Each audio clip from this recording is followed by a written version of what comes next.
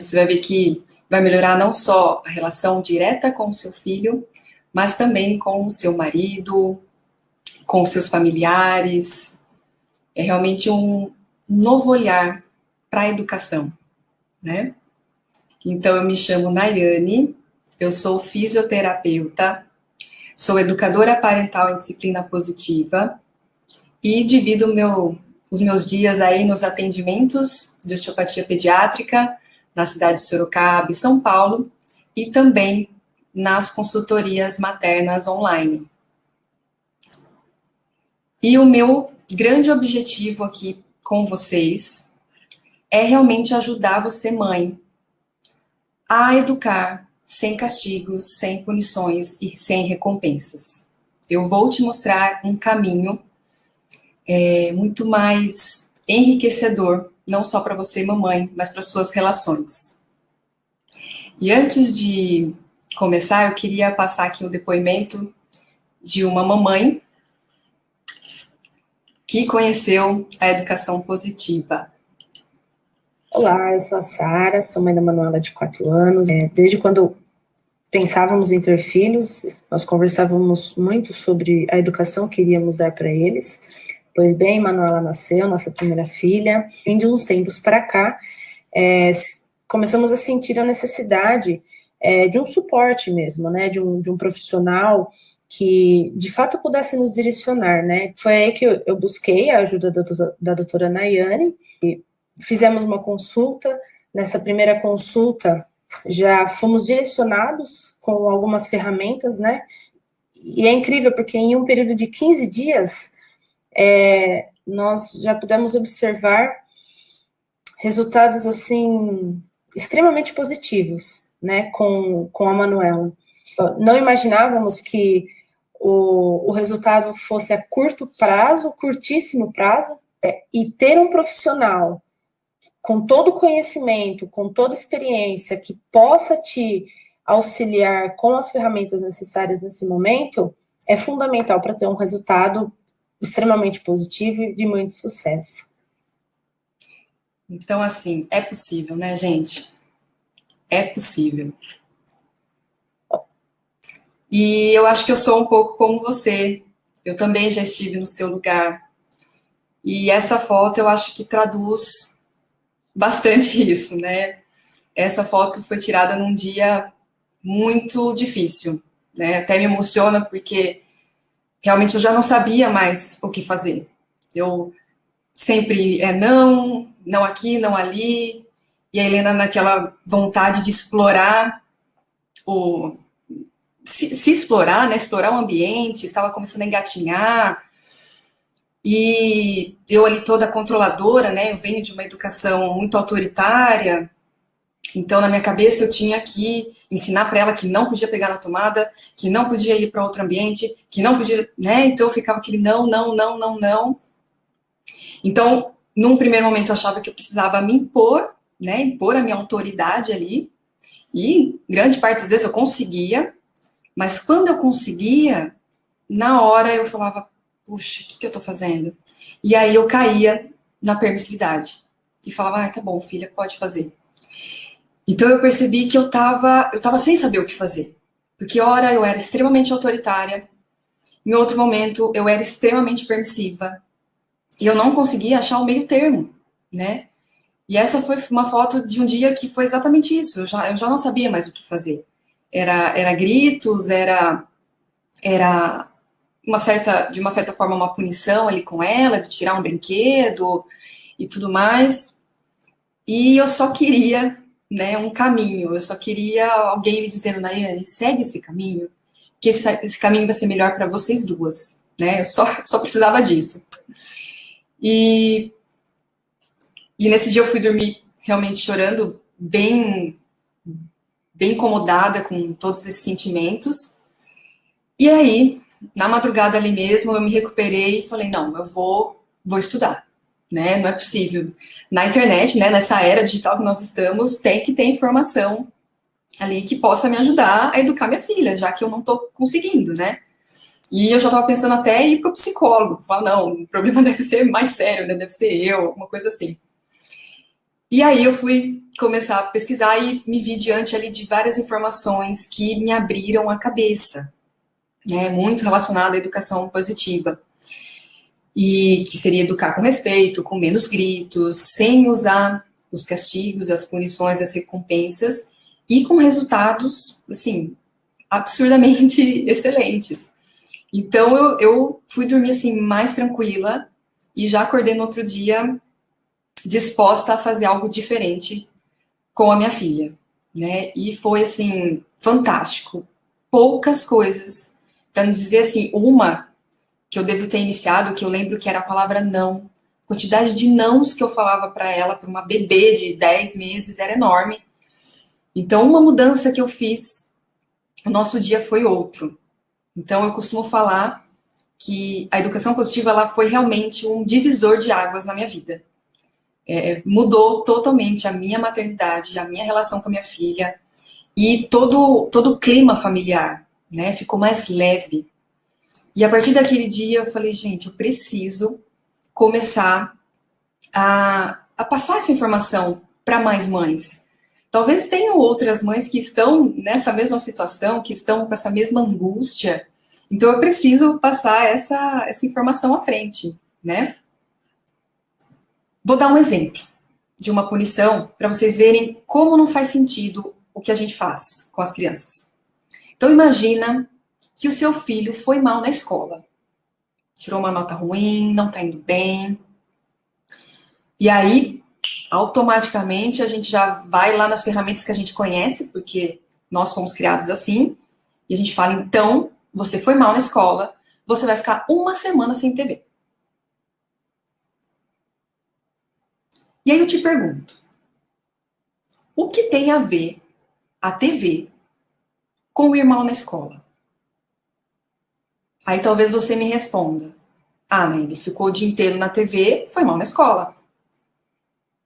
E aí eu te respondo, na verdade eu te pergunto, né? Será que isso realmente é uma relação? Ou será que o seu filho foi mal na escola porque ele não dedicou tempo ao estudo? Percebe que isso tem uma relação direta com o ir mal na escola? Porque poderia não ser a TV. Poderia ser um videogame, poderia ser um jogo que ele adora ali de quebra-cabeça, poderia ser outra coisa. Mas o fato é que ele foi mal na escola porque ele não dedicou tempo ao estudo. O que tem a TV? Vamos voltar lá no slide.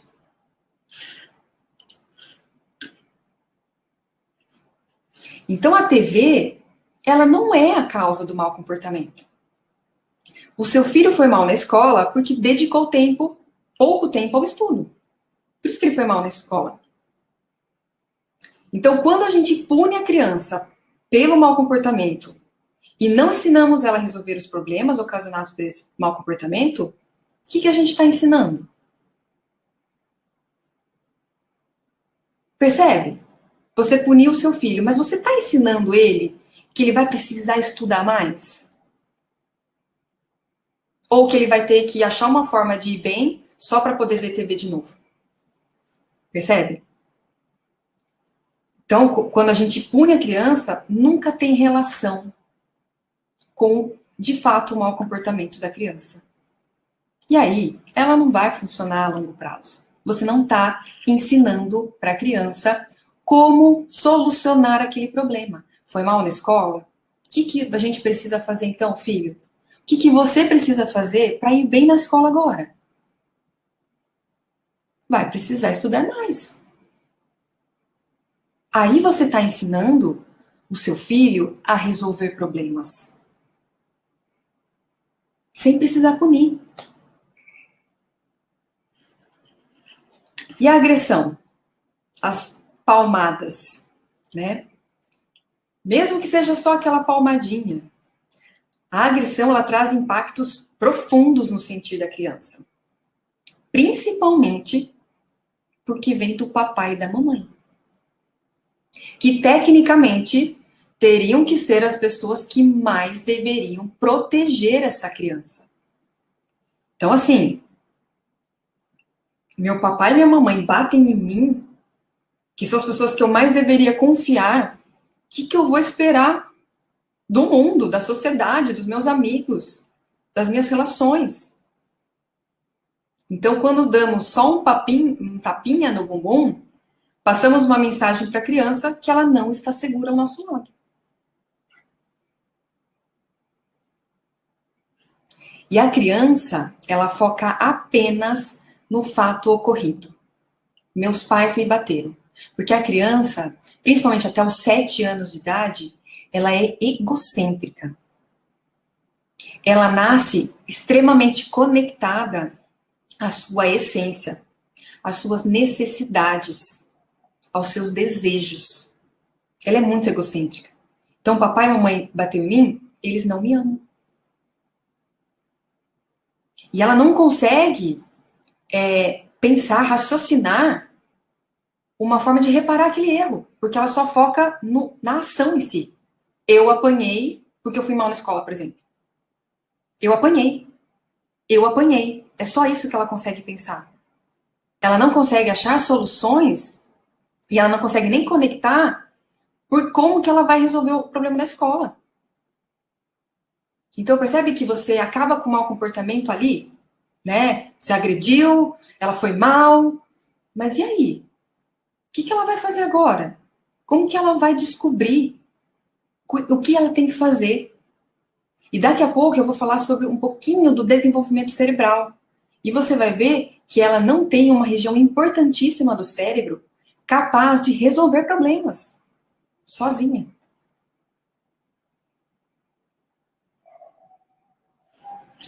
E as recompensas? Então a gente oferece uma recompensa para a criança para que ela se comporte melhor, né? Ou que faça o que tem que ser feito. Então, a criança ela tá ali agitada e você quer que ela fique quietinha, você fala, filho, fica quietinho aí. Saindo daqui, eu compro aquele sorvete, mas fica quieto. Né? Quem nunca? Né? Quem nunca fez isso? Só que aí, a criança ela não internaliza o real motivo dela estar se comportando bem. Ela só vai se comportar bem porque você prometeu um sorvete na saída. Ela não tem noção por que para você é importante ela se comportar bem ali. Imagina uma criança na igreja. Você acha que a criança para quieta na igreja? Aí se você falar que o sorvete ali na saída, né, a pipoquinha ali na saída você vai dar para ela, provavelmente vai dar certo. Ou não, que a gente acabou de comentar que cada vez a criança vai querer mais. E então ela não entende o porquê é tão importante naquele ambiente ela se comportar, por exemplo. Então as recompensas também não funcionam. E talvez hoje você não veja um problema tão grande nisso, né? Mas por quanto tempo essa criança ela vai se contentar em ganhar uma estrelinha, um docinho, lembra dos quadros de recompensa? Até quando ela vai aceitar essas estrelinhas, esses docinhos, como forma de recompensa? Como será a motivação desse adulto que vai crescer? Ela vai crescer, hein? Como será que vai ser a motivação desse adulto? Que sempre recebeu recompensas por tudo que fazia de bom. Será que esse adulto lá na frente, para ele fazer algo, ele vai exigir algo em troca?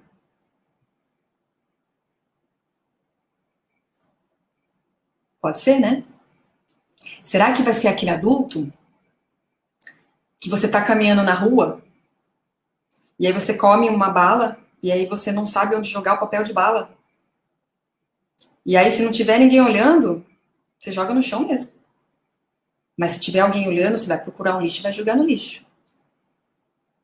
Então, vai se tornar aquele adulto que vai fazer o certo porque tem alguém olhando.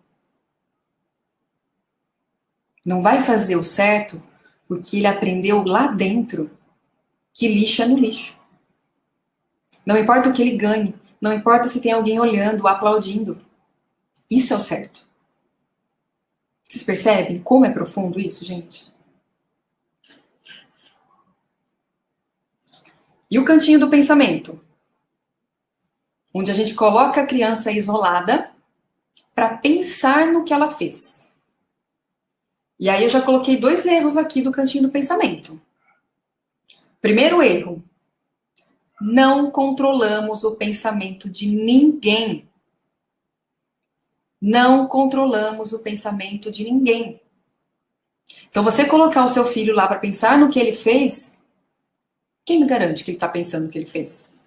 E talvez ele esteja, mas com raiva. Ah, da próxima vez minha mãe não vai me pegar, não. Da próxima vez não vai. Ou então, ai, que raiva que eu tô aqui por causa do meu irmão. Meu irmão, briguei com ele, mas a culpa era dele. Então a criança, ela fica ali remoendo o que ela fez. Você acha que ela tá feliz de estar ali? É só você pensar, será que você foi essa criança que ficou no cantinho do pensamento? Será que você pensava, nossa, muito obrigada, mamãe. Muito obrigada por me deixar aqui nesse cantinho, isolada, sozinha, porque eu fiz algo errado. Agora eu sei o que fazer. Muito obrigada. Será? E o segundo erro é isolar a criança.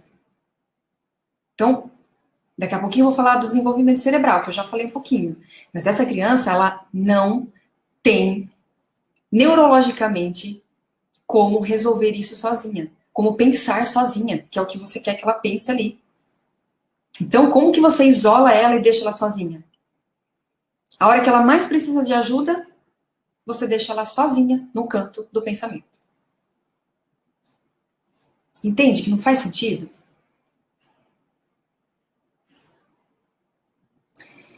E aí, quando a gente analisa, né, todo esse contexto da educação tradicional, ela busca apenas uma coisa: obediência. A educação tradicional busca obediência. Busca acabar com aquele mau comportamento naquele momento.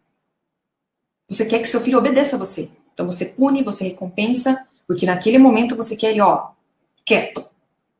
Falando sim, tudo bem, mamãe. E é tentador, não é? A gente falar uma coisa pro nosso filho e o nosso filho falar, sim, mamãe, tá bom. É tentador. Só que você percebeu que todas essas ferramentas educam pelo medo, pela dor e pelo interesse próprio. Todas essas ferramentas, elas só dão certo porque a criança sente medo, porque ela faz por interesse próprio ou porque ela tá com dor. Elas não educam ensinando habilidades para essa criança. De maneira nenhuma. Vocês puderam perceber. E agora? Qual é esse novo caminho, Nayane? O que você me propõe, então? Né? Vamos conhecer a educação positiva? Quais são os pilares dela? Então, o primeiro pilar é gentileza e firmeza. Então, nem autoritarismo, nem permissividade. Nós queremos o caminho do meio. Nós usamos a gentileza porque é importante mostrar respeito à criança. Mostrar respeito ao desenvolvimento dessa criança. Ela precisa ter liberdade para se desenvolver. E a firmeza? Mostra respeito a nós, à situação, ao ambiente que nós estamos. Então, dessa forma, existe respeito mútuo de ambas as partes. Gente, eu fico arrepiada. Porque nós queremos, lembra que a criança, a única coisa que ela quer é ser respeitada também? Então, respeito mútuo. Gentileza e firmeza ao mesmo tempo. Ao mesmo tempo. Então, você ensina essa criança de uma forma gentil. Senso de aceitação e importância. É um pilar importantíssimo da educação positiva. Por quê? Porque são objetivos primários de todas as pessoas. Todos nós queremos ser aceitos, amados e importantes. É só você se colocar no lugar. Imagina que você levou uma ideia sensacional para o seu chefe e ele não dá a menor. Tipo, tá legal. Você vai se sentir amada? Importante? Aceita? Não. São objetivos primários de qualquer pessoa. Principalmente das crianças. Principalmente das crianças. E quando uma criança não se sente aceita, importante e amada, ela vai se comportar mal. Como se fosse a forma que ela tem de comunicar a você de que ela não está se sentindo aceita, importante e amada. Ela vai se comportar mal.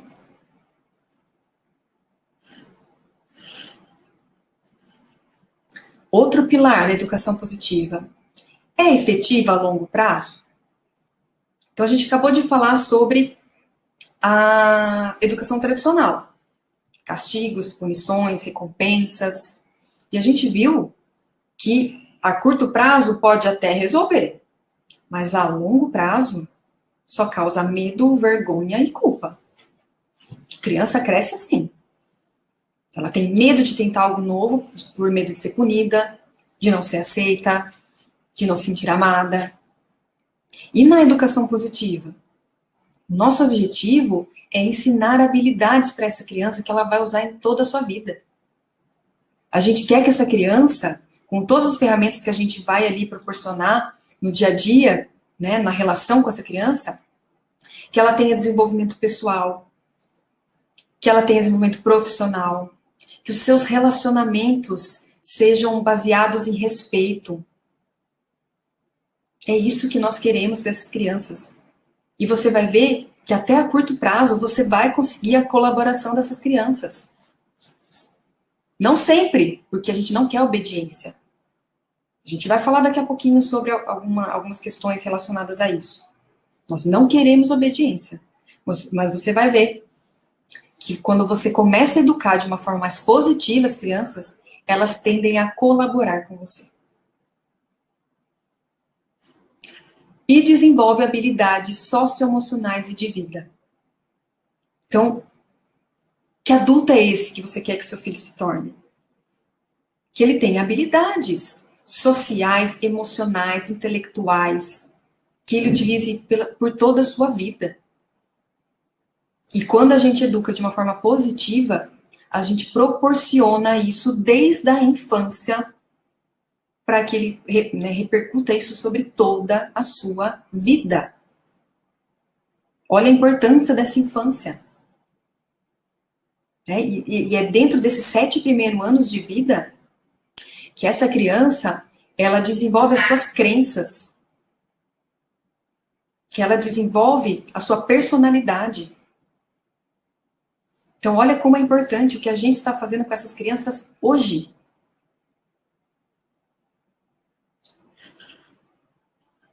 Então, a educação positiva, ao contrário da educação tradicional, que ela visa a obediência, olha quantas habilidades a gente desenvolve na educação positiva. Essa criança, ela percebe a emoção desagradável vindo. A gente ensina isso para ela. E a gente ensina ela a falar, ela mostrar o que ela está sentindo de forma respeitosa. E nós ensinamos também que ela pode se afastar, caso ela não esteja conseguindo lidar com aquilo e esteja desrespeitando alguém. A gente ensina ela a superar a frustração, a ter resiliência. Resiliência. E o principal não, né? Porque tudo é importante, mas essa criança tem a capacidade de pensar em solução, em fazer reparação de erros. Chega da gente achar culpados. As coisas acontecem, a gente quer achar culpados. Não! Assuma a sua responsabilidade. Assuma os seus erros, ache soluções. Como que nós vamos fazer isso com uma educação tradicional? E aí eu te convido, lá no comecinho aqui da nossa super aula, eu pedi para você pegar um papel e uma caneta. Vamos ver, se você tiver aí, você já pode até ir escrevendo. Eu sugiro que você separe em 2 listas. Uma lista, eu quero que você coloque os comportamentos mais desafiadores que você tem com o seu filho hoje. Os mais desafiadores. Na outra lista, eu quero que você coloque características e habilidades de vida que você quer que o seu filho tenha quando ele se tornar um adulto. Então, eu listei alguns aqui, só para a gente ter uma ideia, tá? Então, aqui, ó. Birra, choramingar, chorar, mentir, teimosia, agressividade, não ouvir, atirar as coisas. Então, eu coloquei aqui alguns comportamentos, mas você sabe que essa lista é imensa. Com certeza você vai ter outros aí que eu não coloquei nessa lista. Esses são os desafios que você tem com seu filho hoje. E agora vamos lá para outra lista. O que você quer que esse adulto, essa mesma criança que você tem comportamentos desafiadores aqui, o que você quer lá no futuro que essa criança tenha de característica, de habilidade de vida? Inteligência, respeito, resiliência, autoestima, determinação, sucesso profissional, que esteja feliz com as suas escolhas. E aqui também seria uma lista imensa. Quem não quer que o nosso filho cresça com essas habilidades e muito mais? Não é mesmo? E aí eu quero te chamar um pouquinho para uma reflexão. Deixa eu ver aqui, ó. Se a gente pegar, por exemplo, a teimosia, que está bem aqui nos comportamentos desafiadores, uma criança teimosa. Imagina uma criança teimosa. E no adulto, sabe como a gente dá o nome para ela? Um adulto determinado. Ué. Então a teimosia não é tão ruim assim. Não. Esses comportamentos que o seu filho tem, todos esses, têm o seu lado bom e o seu lado ruim. O seu filho tem o lado bom e o lado ruim. A gente só precisa guiar esse caminho pro bom. Então, uma criança, ela ser teimosa, poxa, eu quero que minha filha seja determinada. Então, ela quer, por exemplo, é aquela criança que quer o brinquedo mais caro da loja. Ela quer porque quer, porque quer, porque quer. Tá tudo bem ela querer? Tá tudo bem ela querer. Lembra que ela nasceu conectadíssima com a sua essência, com a sua vontade, com as suas necessidades. Então ela pode querer. Se você vai dar ou não é outra coisa. Por que não ensinar o caminho bom da teimosia? Então, filha, você quer mesmo? Então, o que você vai fazer para conseguir essa boneca mais cara aí da loja? Percebe? Que o problema não é a teimosia em si. É que a gente leva a teimosia como algo horrível. Criança insistente, já falei que não. Por que ela não pode querer? E se ela for guardando o dinheirinho que ela ganha do avô, do tio, da tia e quiser comprar? Qual é o problema? Ela deu o jeito dela, ela resolveu o problema dela. Ela achou solução.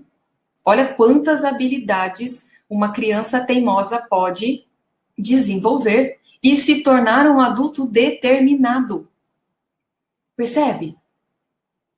E aí, quando a gente olha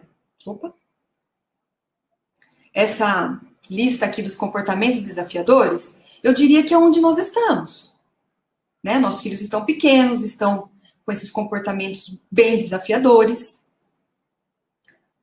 E as características e habilidades de vida é aonde a gente quer chegar, é onde a gente quer que o nosso filho, né, o que o nosso filho se torne. E aí eu te pergunto, você acha que usando punição, recompensa, castigo, palmada, cantinho do pensamento, com essa criança aqui, que está tendo comportamento desafiador, você acha que você está desenvolvendo essas habilidades de vida nela? Quando ela quer aquele presente mais caro lá da loja e você fala, não, eu já disse que não, e pega ela pelo braço e tira da loja, você está ensinando ela a ser determinada? Não. Por isso que eu te convido um outro caminho. E para isso a gente precisa olhar de uma forma diferente para o mau comportamento. De uma nova perspectiva. O mau comportamento nada mais é do que uma descarga emocional que toma conta do corpo da criança. E é uma criança que não tem habilidade nenhuma para lidar com isso. A região responsável por esse controle é o córtex pré-frontal. É uma região do corpo que ela só está totalmente desenvolvida com 25 anos de idade. Como você quer que essa criança consiga controlar essa descarga emocional com 3, 4, 5 anos? Neurologicamente, ela não consegue fazer isso. Então, falta conhecimento, falta consciência, falta habilidades, falta desenvolvimento cerebral. Ela não consegue fazer isso sem a sua ajuda. E no adulto também falta sabedoria. Também falta consciência, também falta ferramentas para lidar com o mau comportamento. Então, eu conheço muito adulto aí que dá as suas birras, que tem as suas explosões emocionais. Talvez você seja uma. Eu já tive as minhas, de gritar, de não conseguir controlar o meu comportamento. E nós temos o nosso córtex pré-frontal desenvolvido. Se vocês que estão me assistindo têm mais que 15 anos, 25 anos. Imagina a gente exigir da criança que ela controle o comportamento dela se ela nem tem essa região desenvolvida. É praticamente impossível. Praticamente impossível. E aí, olha aqui. O mau comportamento é a ponta do iceberg. É o que a gente vê. É o que a gente vê. O que a educação tradicional acaba fazendo? Tratando exatamente o que a gente vê. A gente quer acabar com aquele comportamento, que é um sintoma. É apenas um sintoma. Mas qual é a causa que está levando a esse sintoma? O que está por baixo desse iceberg, né? Que compõe ele? E isso faz toda a diferença quando a gente fala de mau comportamento. Então, a gente pode pegar um exemplo, qualquer mau comportamento. Meu filho não quer tomar banho, vai pro banho chorando, meu filho não come sozinho, meu filho se joga no chão quando não tem alguma coisa, meu filho, sei lá, grita, qualquer mau comportamento. Imagine qualquer mau comportamento. Eu posso até dar um exemplo para ficar até mais fácil para a gente falar. Então, por exemplo, meu filho não come sozinho. Está com dificuldade de comer e isso está sendo um problema. Tá. Quando a gente olha só para esse mau comportamento, a gente ou vai ficar dando na boca dele, porque precisa comer, ou a gente vai largar ele lá para ver se ele come sozinho, Porque você está olhando somente pro mau comportamento. Agora eu te convido a gente pensar nas causas dessa criança não estar comendo sozinha. Então pode ser que essa criança não esteja com fome? Pode ser. Será que essa criança, ela quer atenção? Que ela sabe que se ela não comer, você vai dar na boca e ela vai ter sua atenção. Então talvez ela não ache que ela tem atenção. Será que essa criança não se sente capaz? Então ela acha que ela não consegue fazer isso sozinha. Então ela não quer nem tentar. Vocês percebem que pode ter N possibilidades dessa criança para ela ter um comportamento? E outra, imagina uma coisa. Talvez você, o filho, né, de duas pessoas diferentes, filho de duas pessoas diferentes, tenham o mesmo mau comportamento. Então, duas crianças estão com dificuldade e não querem comer sozinha. Só que uma faz isso para ter atenção. A causa dela é para ter atenção. A outra pode ser porque ela não se sente capaz de comer sozinha. Então veja como não tem como a gente achar uma técnica, uma ferramenta para acabar com o mau comportamento. Porque a gente precisa olhar por trás desse mau comportamento. O porquê essa criança não está, por exemplo, aqui que a gente está falando, comendo sozinha. O que está por trás desse mau comportamento? Senão, você fica só em cima do mau comportamento e essa criança continua se comportando mal. Agora, se a gente olha lá por baixo, o que motiva ela a se comportar mal, aí sim a gente consegue acabar com o mal pela raiz. Aí sim a gente está acabando com a causa do problema. E aí ela não vai ter mais motivo para se comportar mal. Entende? E o que acontece nesse mau comportamento, né, com a criança? Então, como eu falei para vocês, a criança ela nasce com essa necessidade de desejos. Ela nasce conectada com ela mesma, egocêntrica. Então, um bebê, quando ele chora com fome, ele não tá se importando se você tá dormindo, se você tava fazendo xixi. Ele quer comer. Até os 9 meses é pura necessidade o choro da criança. É uma forma dela se comunicar. Muitas vezes a criança chora como forma de se comunicar.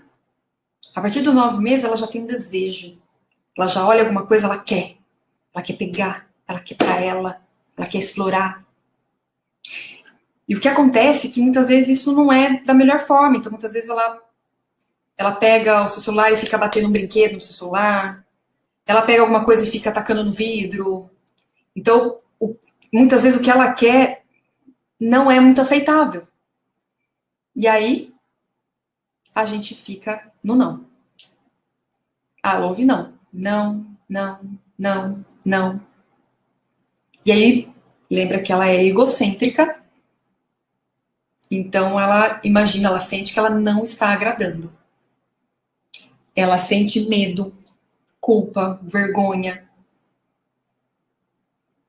E aí, uma região do cérebro vai ser ativada, que é a região mais primitiva lá do cérebro, que é a amígdala. É a região que já está desenvolvida intrauterino. Já está desenvolvida. E lembra que o córtex pré-frontal vai levar 25 anos lá para frente. Então, essa região que a criança já nasce, já é desenvolvida intrauterina, é responsável por todos os seus instintos, por todas as suas emoções, por realmente sobreviver. Então, quando essa área do cérebro ela é ativada, a criança só tem 3 opções: luta, fuga ou paralisia. Luta, fuga ou paralisia. Só essas opções. Somente. E aí, ela fica, e agora? O que eu faço? Como é que eu saio daqui? Como é que eu saio dessa situação? Vocês entendem como vai acontecendo isso no cérebro da criança? E aí ela fala, já sei. Ela só tem 3 opções: lutar, fugir ou paralisar. E aí ela, por exemplo, grita mais alto. Ou seja, ela vai lutar. Vai ser teimosa. Ou ela vai ser boazinha e agradar. Ela vai falar, tudo bem, mamãe. Ou seja, ela vai fugir. Ou, por exemplo, ela pode se jogar no chão. Paralisia. Ela nem luta e nem fuga. Claro que aqui eu estou dando só alguns exemplos para exemplificar a luta, a fuga e paralisia. Mas pode ter outros. Mas a reação dessa criança vai ser sempre essa. E agora eu te pergunto. Olha tudo o que está acontecendo para você olhar somente para o mau comportamento dela. E pior, para você achar que esse mau comportamento é para te provocar. Não é possível, essa menina faz para me provocar. Você quer me ver brava. Não é o que a gente acha, que a gente pensa? E você acha que todo esse processo acontecendo, ela está fazendo isso para te provocar. Sendo que ela é extremamente egocêntrica, ela também só está preocupada com ela. E outra, essa questão de fazer para te provocar exige uma estratégia. Né? Minha mãe está fazendo isso, então eu vou fazer isso, porque daí ela reage assim. E para ela ter estratégia, essa região do cérebro precisa estar desenvolvida. Então, não. A criança, quando ela se comporta mal, ela não faz isso para te atingir. Eu sei que parece, mas ela não faz isso para te atingir. Ela está sofrendo. Ela está sofrendo. E você precisa ajudar. Então, o que a gente pode fazer durante a birra? Então, durante aquele mau comportamento da criança. Então, num primeiro momento, a gente pode acalmar. Se acalmar. Então, você é o adulto da relação. Sabe a máscara de oxigênio do avião? O que a aeromoça sempre fala? Coloque em você primeiro, depois em quem está do seu lado. Ou seja, primeiro você se acalma, você cuida de você, e depois você pode cuidar da criança. Então, primeiro você se acalma. Você pode controlar os danos. Então, uma criança que está jogando as coisas, ou ela se machucando. Então, naqueles extremos, tente controlar esses danos, né, que podem realmente acontecer. E o seu papel é ajudar o seu filho a passar por esse momento, a passar por esse furacão. Então, o seu papel ali não é acabar com aquele mau comportamento, é esfriar os ânimos. Não tem como você querer que a criança faça algo melhor se ela está se sentindo mal. Se eu tô mal, eu não vou conseguir agir melhor. Eu não tenho vontade de agir melhor. Entende? Então, seu papel ali durante a birra é acalmar os ânimos. É controlar os danos, é ajudar a criança a respirar, a se acalmar também. É isso. Depois da birra, agora sim, estão os ânimos aí estabilizados, né? As emoções estão mais tranquilas, tanto você quanto a criança.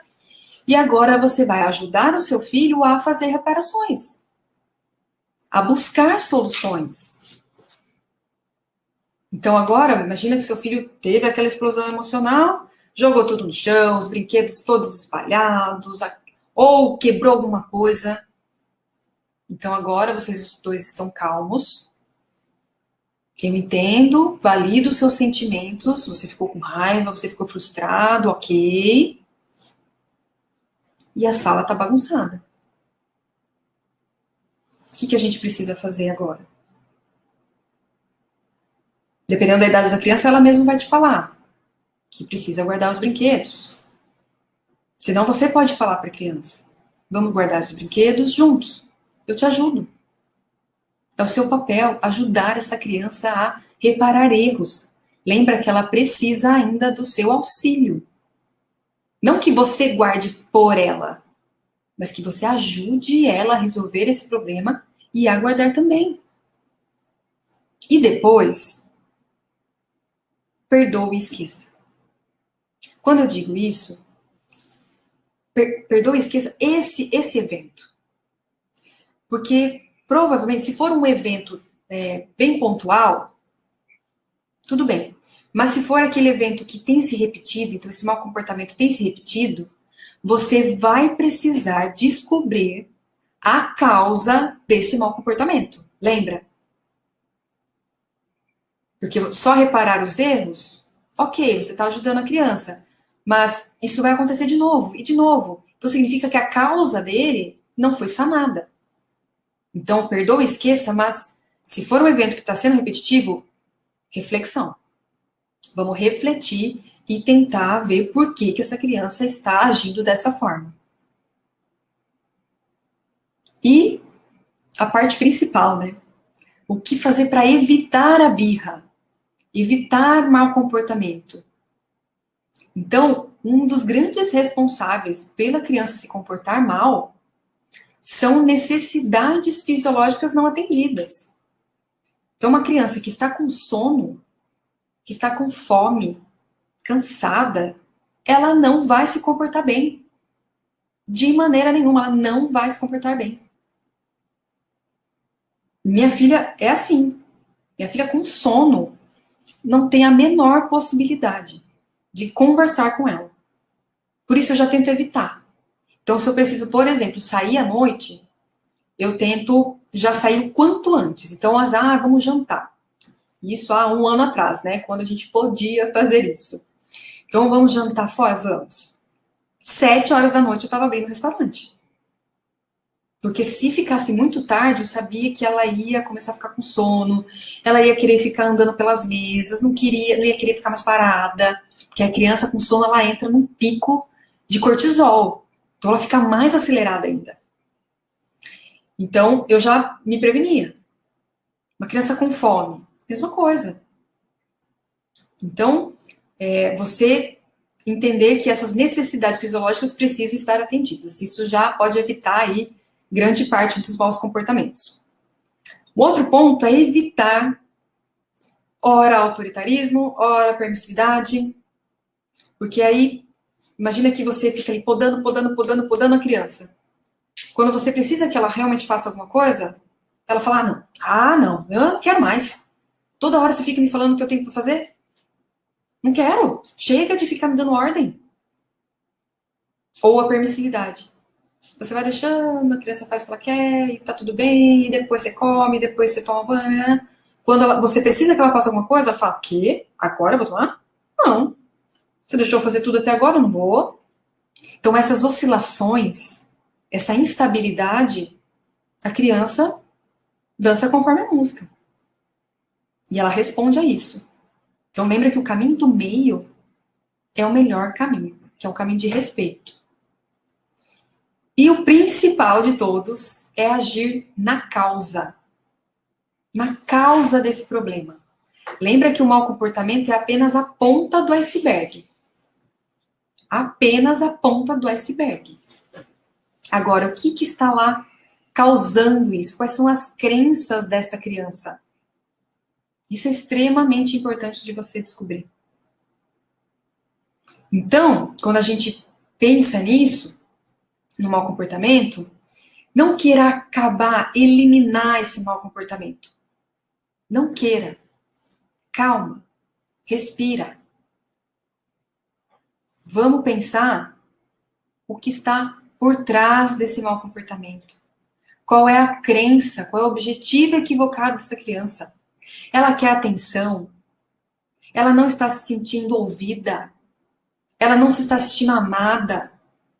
Ela não está se sentindo capaz? Então, normalmente, são essas quatro crenças que a criança tem por trás do mau comportamento. Ela não se sente vista, ela não se sente ouvida, ela não se sente capaz e ela não se sente amada. Ou é um desses, ou muitas vezes ela oscila entre eles. E você precisa saber lidar com eles. Quando você identifica essas crenças de objetivos, agora você precisa ter ferramentas para agir nessa causa. E aí, a gente acaba com aquele ciclo do caos. Porque a gente está indo lá na raiz do problema. Se a criança quer atenção, por isso que ela anda se comportando tão mal, então calma aí. Eu vou criar estratégias para que essa criança perceba que ela tem a minha atenção. Que ela não precisa se comportar mal para ter a minha atenção. Ah, essa criança não está se sentindo ouvida? Puxa, então eu estou muito controladora. Então, que tal eu começar a dar um pouquinho de controle para ela, de pequenas coisas do dia a dia? Aí ela vai perceber que ela não vai mais precisar se comportar mal para ter esse controle. Percebe? Que isso é uma das partes mais importantes. E o meu objetivo, desde o princípio, é ajudar o máximo de mães possíveis. Porém, pelo tempo, pela demanda, né? Eu atendo aí no consultório, tenho medido com a Helena, com as consultorias, e a demanda de mães ser tão grande, e eu não queria dar dicas e ferramentas superficiais para essas mães. Então, muitas vezes tem mães que me escrevem, né, por mensagem, meu filho tá com tal problema, como que eu faço, como que eu ajo aqui, como que eu acho assado. E muitas vezes eu posso até, e acabo escrevendo alguma coisa, mas vocês percebem que a questão não é a ferramenta que essa mãe precisa, mas ela precisa entender todo um contexto que está por trás daquele mau comportamento. Né? A gente, até por conta da nossa educação autoritária, a gente está muito focado em respostas prontas, em ferramentas prontas. Então, meu filho faz isso e você quer que eu te diga, faça aquilo. Não existe. Porque você viu que diante de um comportamento, as duas crianças podem ter crenças totalmente diferentes. Então, né, muitas vezes eu me sentia dando respostas muito superficiais para essas mães. E aí surgiu a ideia de fazer um curso mesmo. Um curso voltado para essas mães. E até um curso que eu dei o nome de Recriando a Maternidade. Que seria você realmente seguir um caminho para recriar essa forma que você tem de maternar. Né? Que você não precise mais dos castigos, dos gritos, da punição, e que agora você tenha um caminho completinho para seguir. E nesse curso, eu dividi ele em 5 módulos e 9 aulas. Então, essas aulas estão distribuídas nesses 5 módulos, né? E nesse primeiro, vai ter uma apresentação, vão ter os critérios para uma disciplina efetiva. Então, o que precisa ter uma disciplina para você dizer? Essa é a que eu quero para o meu filho. É esse caminho que eu quero seguir. No módulo 2, a gente vai entender o cérebro dessa criança. O que está acontecendo com esse cérebro? Por que essa criança se comporta de tal maneira? E eu dou ferramentas para você fazer a integração desse cérebro, para ajudar no desenvolvimento cerebral dela e, consequentemente, nos comportamentos dela. Então, assim, demais esse módulo. Depois do módulo 3, a gente vai aprofundar ainda mais o que a gente falou hoje na aula, que é o mau comportamento. Então, a gente vai a fundo no mau comportamento. E a gente tem técnicas mais específicas sobre o mau comportamento. E o principal de todos, que é essa 6ª aula, que são as crenças e os objetivos equivocados por trás do mau comportamento. Então, essa criança não se sente vista. Ela se comporta assim, assim, assim, assim. Você tem que fazer isso, isso, isso, isso. Então, tá lá tudo certinho para você tentar identificar qual é a crença do seu filho. Por que ele se comporta de tal maneira. Depois, é um módulo bem prático, que é o módulo 4, onde eu dou ferramentas bem específicas para a idade de 0 a 3 anos, e depois de 3 a 6 anos. Então, eu escolhi as principais ferramentas para essa faixa etária. Então, é um módulo bem prático mesmo. E depois o módulo 5, que é o meu xodó, que eu falaria para essa mãe assistir 1 milhão de vezes, que é sobre autoconhecimento e autocuidado. Então, você vai ver que muitas vezes você vai tentar seguir um caminho de respeito com seu filho, de educação positiva e tudo mais. Porém, você vai estar diante de algumas feridas da sua criança interior. E ela vai prejudicar a relação que você vai ter aí para conseguir essa educação positiva com o seu filho. Então, você precisa se autoconhecer. Precisa conhecer as suas feridas. Então, esse módulo é essencial para você conseguir olhar para você, cuidar de você e você poder conseguir cuidar do seu filho.